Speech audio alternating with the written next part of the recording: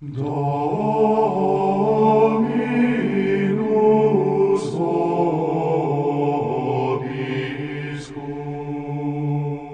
Brilliance Audio presents the unabridged recording of The Poisoned Pilgrim by Oliver Pötzsch, translated by Lee Shadane, performed by Grover Gardner.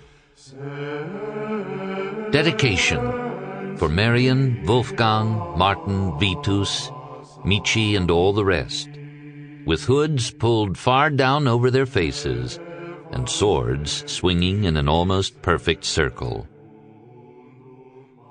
Prologue. Erling, near Andechs, Saturday, June 12, 1666 A.D., evening. Dark thunderclouds hung overhead as the novitiate Celestin, with a curse on his lips, marched toward his imminent death. In the west, beyond Lake Amer, swirling clouds towered up, the first flashes of lightning appeared, and a distant rumble of thunder could be heard.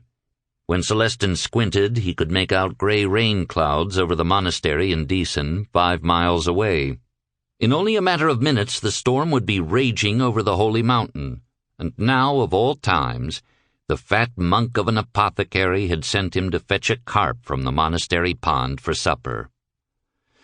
Celestin cursed again and pulled the cape of his black robe farther down over his face. What could he do?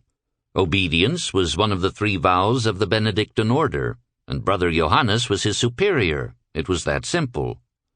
An occasionally hot-tempered, often enigmatic, and above all gluttonous lay-brother, but nevertheless his superior. Porca miseria. As so often when he was in a bad mood, Celestin switched to his mother tongue. He had grown up in an Italian village on the other side of the Alps, but in the turmoil of the war his father had become a mercenary and his mother a whore who followed army camps. Here in the monastery on the Holy Mountain, Celestin had found a home in the pharmacy at Andechs. Even though the incessant litanies and nightly prayers sometimes got on his nerves, he felt safe here. 3 times a day he got a good meal, he had a warm, dry place to sleep, and the Andechs beer was said to be one of the best in the entire electorate of Bavaria.